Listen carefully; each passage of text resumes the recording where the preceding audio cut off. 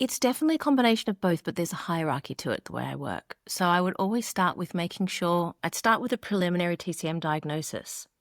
And then I do all my investigative stuff and make sure that diagnosis was either still sound or it needed tightening or it needed a rearrangement of the hierarchy of importance to the client. And then once I was sure that that is exactly where it needed to be, I'd make my formula. And then I would look at the research after that to see, right, have I picked the most optimal herbs here for the client?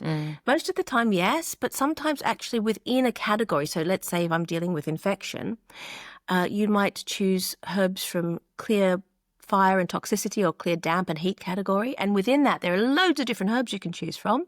So I might be drawn to one with a TCM hat on, but then the research really clearly shows that, for example, using this client, that chlamydia is particularly responsive to this one other herb in the category. So I might decide to swap that out.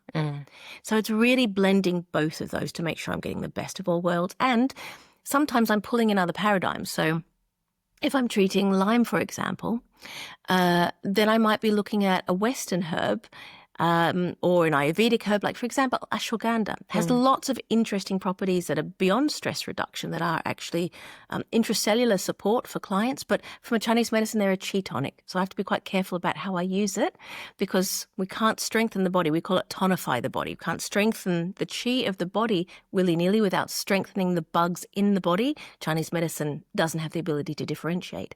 So my proportions of herbs change according to the body's needs. So if somebody's lymphocytes are on the floor, they're incredibly stressed, their sex hormones are struggling, we can see that in a test that they're not doing well, but we also know they've got a raging pathogen. I might put 10% of that in as opposed to 50%.